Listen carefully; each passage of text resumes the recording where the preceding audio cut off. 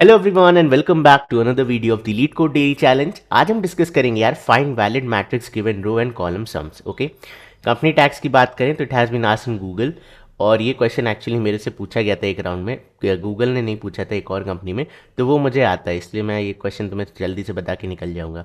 You are given two arrays row sum and column sum of non negative integers where row sum i is the sum of the element in the ith row and column j is the sum of the element of the jth column of a 2D matrix.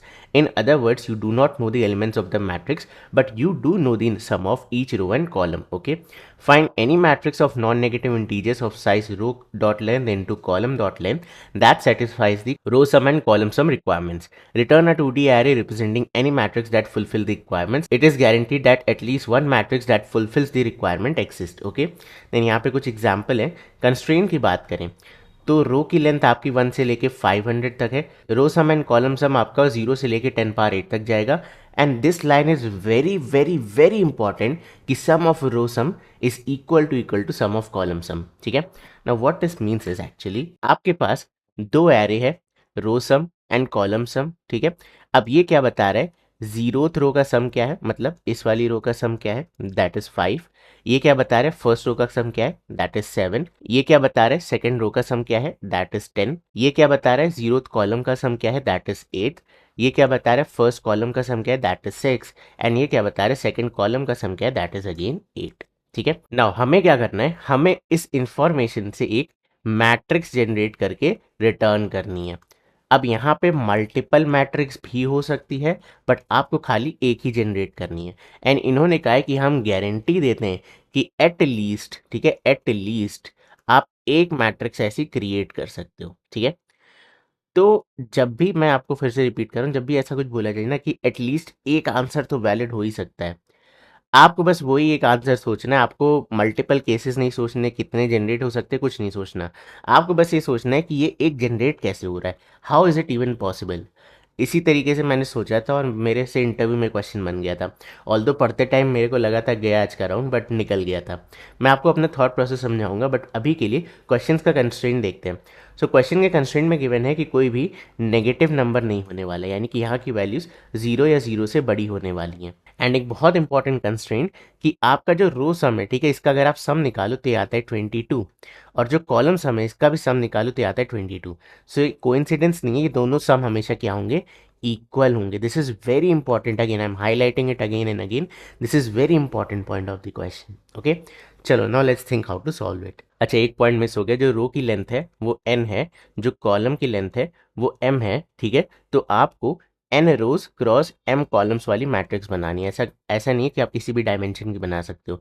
Number of रोज आपके n होने चाहिए, number of columns आपके m होने चाहिए, जो भी आप matrix construct कर रहे हो। जैसे इस पार्ट पे ध्यान देते हैं। ठीक है, एक मैं दूसरा क्वेश्चन ले लिया आपको समझाने के लिए। ठीक है, लेट्स सपोज मेरे पास खाली एक ही कॉलम है। ठीक है, 3 रो 1 कॉलम है, यानी कि मेरी मैट्रिक्स क्या है, 3x1। अब जरा सा अपने दिमाग पे थोड़ा सा जोर डालो। मैंने आपको बताया कि इसका कॉलम सम क्या होने वाला है, 8। अभी ये भूल जाओ कि इसमें कोई रो सम होने वाला है। ठीक है, खाली हम कॉलम की बात करते हैं।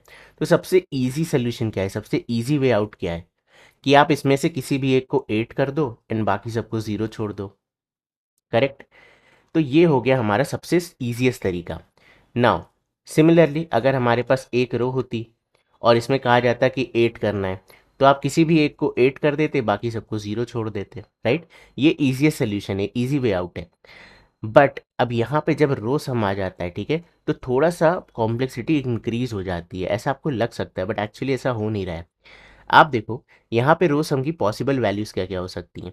हमें ऑलरेडी क्वेश्चन में गिवन है कि जो कॉलम सम है वो रो सम के बराबर होगा, यानी कि एक पॉसिबिलिटी है कि ये 8, ये ज़ीरो हो जाए, तो हमारा सोल्यूशन वैलिड हो जाएगा।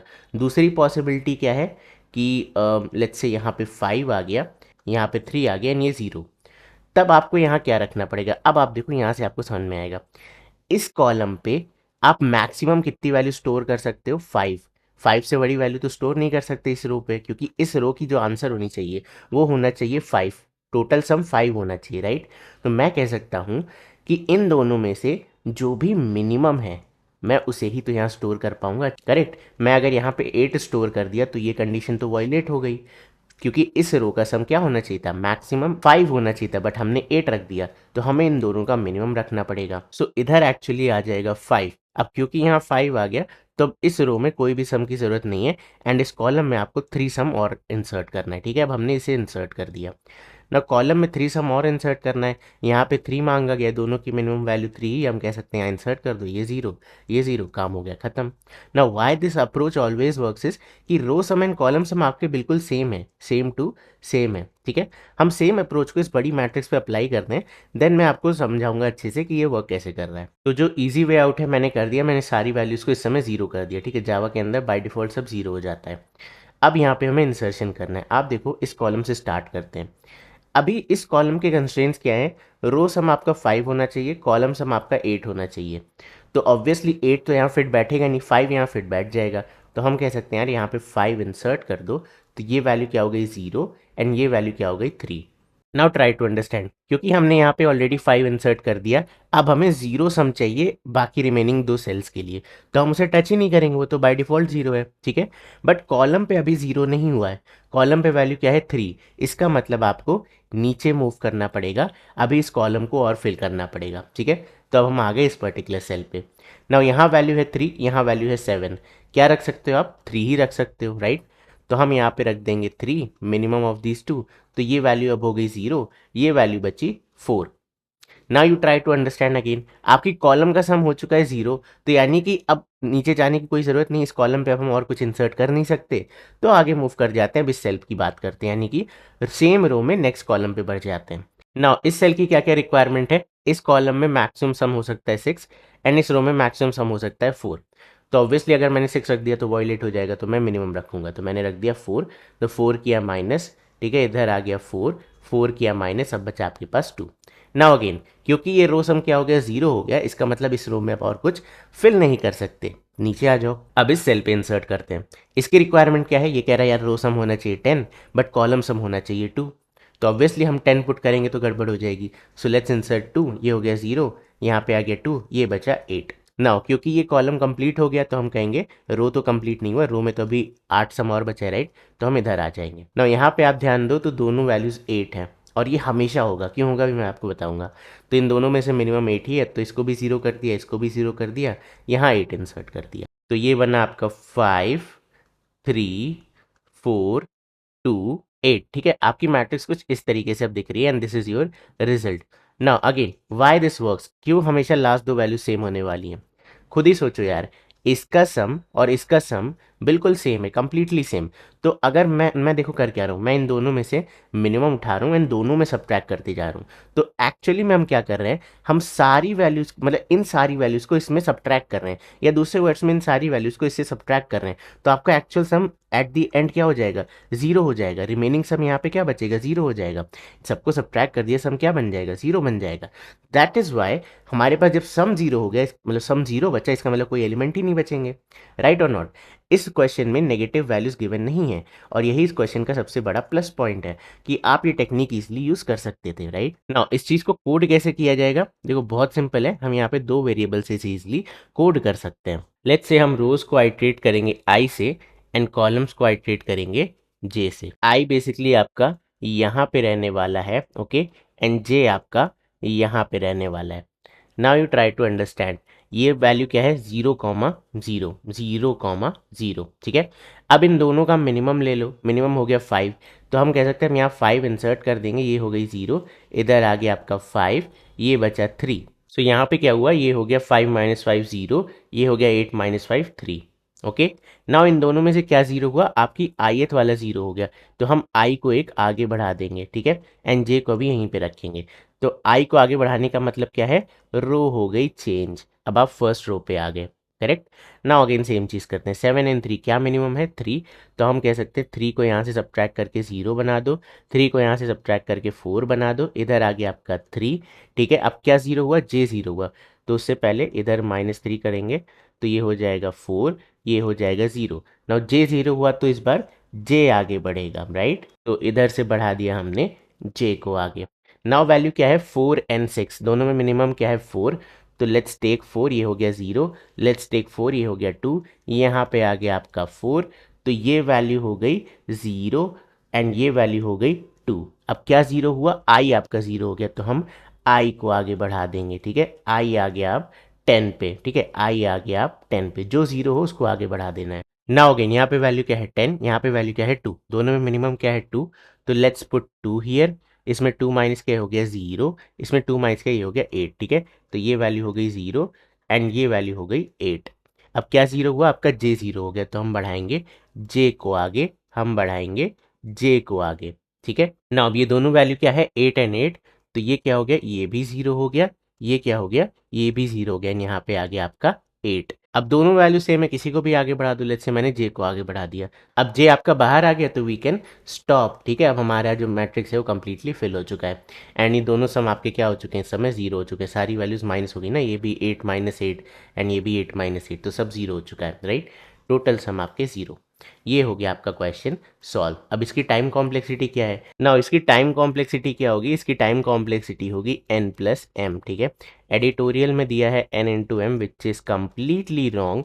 Y n into m is wrong, you try to understand. हम यहाँ पे क्या कर रहे हैं, इसे भी सिंगल आइट्रेट कर रहे हैं, इसे भी सिंगल आइट्रेट कर रहे हैं, कभी इसे बढ़ा रहे हैं कभी इसे बढ़ा रहे हैं, बट हर मूवमेंट में, हर चांस में, हर ऑपरेशन में एटलीस्ट इन दोनों में से एक बढ़ रहा है। क्यों बढ़ रहा है, क्योंकि हम इन दोनों का मिनिमम ले रहे हैं और सब्ट्रैक्ट कर रहे हैं, तो एक चीज़ तो श्योर है ना कि कोई एक वैल्यू तो जीरो हो ही जाएगी, जो जीरो हो रहा है वो आगे बढ़ जा रहा है, तो it will work for n plus M, इनकी लेंथ जितनी भी उतना वर्क करेगा, ठीक है। Multiplication was wrong. What will be the space complexity of the solution, तो यहाँ पे हमने कोई एक्स्ट्रा स्पेस नहीं यूज़ करी, खाली आई एन जे दो वेरिएबल यूज़ किया है, so this is as good as constant. Okay, now चलो भी इसे फटाफट से कोड कर लेते हैं। Now let's start. सबसे पहले हम निकालते हैं रोज, नंबर ऑफ रोज, ये क्या आ जाएगा आपका rows sum dot length, okay. And similarly हम निकाल लेंगे नंबर ऑफ कॉलम्स, ये आपका आ जाएगा column sum, okay, column sum dot length. Number of rows and columns के बाद हमें क्या करना है, दो वेरिएबल बना लेते हैं, आई इज इक्वल टू 0, या आई एंड जे की जगह पे मैं रो आर एंड सी ले लेता हूँ, ठीक है। R is equal to 0 and C is equal to 0, row and column, ठीक है। now अपना रिजल्ट मैट्रिक्स बना लेते हैं, we can say result matrix, okay. ये क्या बन जाएगा 2D होगा ऑब्वियसली, एंड इसका डायमेंशन क्वेश्चन में क्या गिवन है, जितने आपके पास रोज एंड कॉलम्स है, तो ये आ गया आपका रोज एंड ये आ गया आपका columns, okay. Now we will start iterating, so I can say while, ठीक है, r is less than total number of rows and c is less than total number of columns. And operation यहाँ पे क्यों important है, because मैं चाह रहा हूँ दोनों एक साथ ही खत्म हो जाए, कोई भी एक वैल्यू फिनिश होती है तो ऐसा नहीं है कि दूसरा वाला चलता रहे, आपको एक्सेप्शन आएगा अदरवाइज, ठीक है। जैसे हमारे केस में जे आगे बढ़ के खत्म हो गया था तो हमने स्टिल एग्जिट कर दिया था। तो मिनिमम वैल्यू क्या हो गई, मैथ डॉट मिनिमम ऑफ, इधर आ जाएगा आपका row sum of R and दूसरा क्या है आपका column sum of column C, okay. Now हम यहाँ पे स्टोर कर लेंगे result matrix of R and C, ये आपका क्या आ जाएगा मिनिमम वैल्यू, ओके। एंड इसके बाद row sum of R minus equal min val, okay. And similarly we can copy this and say column sum of c, column sum of c minus equal minimum value। अब simple यहाँ पे check कर लो कि if row sum of r equals है 0 के, तो हम करेंगे r plus plus, else case में हम क्या करेंगे column plus plus, that's it. अब इसे कर देते हैं minimize and we can directly return our matrix, return result matrix, okay. चलो now let's try to run this, so hopefully it should work and it did not, cannot find symbol। Math में यहाँ पे m capital होगा, okay, let's run this again। great, now let's try to submit it and that's it, 100% faster, day 153 भी हो गया complete, ठीक है। सो बस यार ये था आज की वीडियो में, आई होप तुम्हें आज की वीडियो पसंद आई होगी, और अगर आई है तो प्लीज़ इस वीडियो को लाइक करना, चैनल को सब्सक्राइब करो। मैं मिलता हूँ आपसे बहुत जल्द कल, तब तक के लिए बाय बाय एंड टेक